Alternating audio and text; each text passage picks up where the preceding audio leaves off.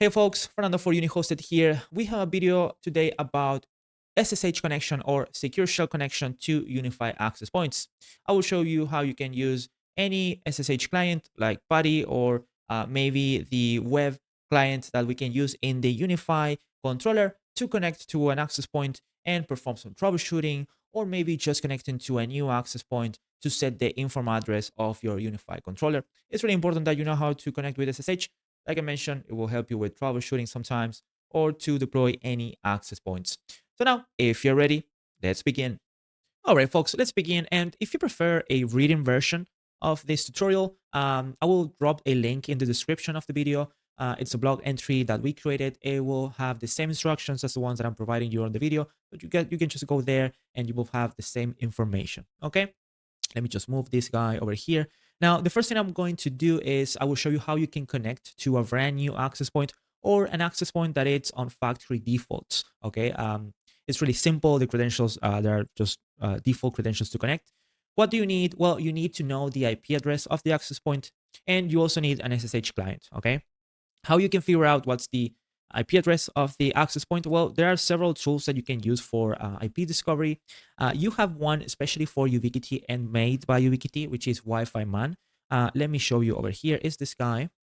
This is a really cool tool from Ubiquiti. You have several versions for it. This is the desktop one for Windows. It's also available on Mac OS. It's also available in iOS, Android. It will allow you to do several things, not only doing device discovery for Ubiquiti devices. You can also do speed test. If you want to measure wireless signals, you can do that as well. It will be used also for teleport. Lots of things that you can do with this app. So I really recommend you, if you are using UniFi gear, get WiFiman desktop. It will be good for you in your toolset. Okay. I already know what's the IP address of my access point, but basically you just need to open this guy, select the Ethernet port adapter where it's connected, your device is connected. It needs to be connected to the same network as the access point. So that way it can perform the discovery and find the device. If it's on another network, that the different subnet, they won't be able, or this discovery won't be able to um, find out or find the device in the network. Okay. So I already know what's the IP. So for the SSH client, I'm going to use the PowerShell one. So let me just open PowerShell here. It's pretty similar for every terminal. Let me just, there goes my cat here with me, just moving. And I'm going to type SSH. Had a recent connection to a Ubuntu web server. So what I'm going to put here is the username. Good thing about factory default state access point is that the username is going to be UNT. Then I just need to type the @ sign. And then we have to type the IP address, which is that one that we're seeing on the screen. So let me just type it. And now it's going to ask me for the password. And the password for any factory default state access point, it will be the same as the username. So it's going to be UVNT. Now, I already connected to this access point, so it's already on my SSH known host list. You may see a warning saying, hey, we don't know, or this device is not in our known SSH connection list. You just need to type yes, or it will ask you, hey, do you agree or you accept to connect to this device? You just say yes, and that should be it. Now, I'm here at the shell. It's a BusyBox shell. What I'm going to do, I'm going to run the set inform command so I can point this access point to send the adoption request to my UniHosted controller. This is called layer 3 adoption. When the access point is not on the same network as the controller, and it's something that happens if you use a cloud controller like UniHosted, you need to tell the access point or UniFi device, hey, your controller is here. And then with the set inform command, you specify what's the address of that controller, okay?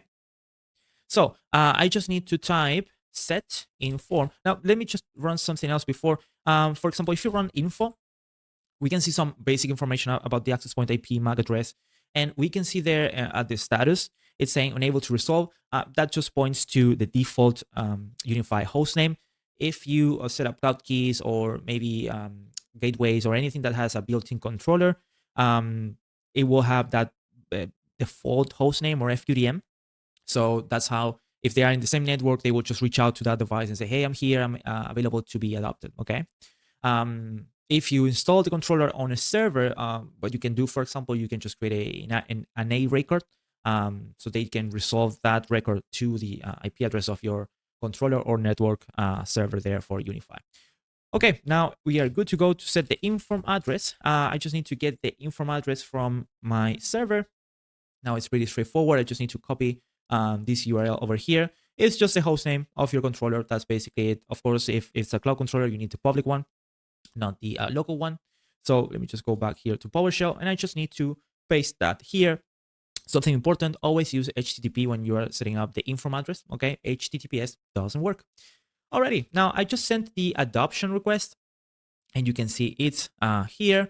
And if I minimize this guy, I go to UniFi devices, here we go. It's saying it's ready to be adopted. So I'm just gonna click here. Depending on your device, this might take a few seconds or maybe a minute. Just getting ready. Looks like it's available already. And if I click here, well, it's still loading. This just takes a few seconds. Like I said, you may be prompted to upgrade the access point if it's a brand new one and it's not updated. So that's one of the ways that you connect. And if this is a brand new device, then you will just use the default credentials, okay? Now, when you adopt the device after you do the adoption like I did, those credentials, they change. Those will be something different, okay? So if we go, for example, to PowerShell, now you can see that the connection was closed. Why? Because after I did the adoption, credentials changed, so it just disconnected my session that I was connecting with the default credentials, okay? Now, here we go. We have the device already adopted and it's showing green. Everything is working fine there. Depending on the version that you're running, those credentials that are now different are not the default ones anymore. They may be here on the settings of the UniFi device. So if you scroll down here, I have several options here. This one I will show you later for what it is, but it's something similar to what we are doing. But it's not here, actually, for this version at least, which let me tell you which one it is. If I go to settings and in the control plane, you can see I'm running the UniFi OS server on 5.0.6, and the network application is running this version here, okay? So when I need to find out which credentials are for my newly adopted control access point, sorry, I just need to go to devices, to UniFi devices 2, but instead of going into the access point in this version specifically, I need to go here, device updates and settings, okay? And you might see here it's saying device SSH settings, okay? This one, it's not for what we want to do. We just want the credentials that we have over here. You can also configure SSH authentication with keys. I'm going to create a new video about this because we need to go into the process of creating keys for this. Now, what you need to do is you just need to copy now the username. Now you can see it's changed. It's not UVNT anymore. It's just a random set of characters. So let me go to, let's use PuTTY for this. So you can see how it's done, how you can connect using PuTTY. So I just go here. IP address is going to be the same. That didn't change. The port is also the same. Now, let me show you over here. Now, here I have a warning. It's like the one that I mentioned. So I would just click here on accept. And actually, this is not the one for known host. It's because it changed the key. I already know this is the device that I want to connect to, so I don't have any problem with it, but be careful with this if you're connected to public servers, okay? I'm just going to click accept. Let me just move this guy over here. Now, it's asking me now for the username. That's the first thing that PuTTY will ask you for. Oh, let me just, I think I have a dot over here, so let me just duplicate the session and remove this one. Okay, let me paste this guy again. Okay, now I just need the password, so I just need to click on the I over there so I can now see that. And now in PuTTY, it will be, it's not going to show anything, but I'm actually putting the password. And now we are at the shell again. Remember, after you adopt the device, credentials change and you can find them there. Okay, so if you're not in the same network as the access point, so you cannot use any of the clients that we use like PuTTY or PowerShell, and maybe you are just using Site Manager to manage the controllers and you are in another site, but you still need to connect to the access point over SSH, we can use Debug Tools for the access point. So you just need to open up here the access point that you want to connect. Our settings, you can scroll down and you will see here Debug. Now, of course, this is an integration that UniFi made. Keep in mind, this is something remote. You're connecting over the Site Manager to this console. So of course, it's not as responsive as having a direct connection with any SSH client, but it will still save you in any troubleshooting session or any other problem that you may have if you are not on the same network as the access point. Same thing, I'm just going to run the info command and we can see it's showing up the same things that we were saying just a few minutes before. Okay, and last but not least, a few commands that might help you to troubleshoot if you have any problems with the access point are the commands that you see here. Those are in the block entry that we created. Now, the one that we already checked is info. If you want to see, for example, the IP address of the interfaces of the access point, you can just run ifconfig. For example, if the access point has more than one Ethernet port, because you might use it as a bridge. You might see the IP here. These are also the wireless interfaces or information, network information. For example, if we want to check maybe the logs for the access point, we can use the cat command and we will cat the file. And you can see we have some information here. For example, the WebRTC connection. That's the protocol used for the remote connection we did with Debug Tools and other things as well. Then we have the setinform command. That's the one that I've run to do the layer 3 adoption to my UniHosted controller.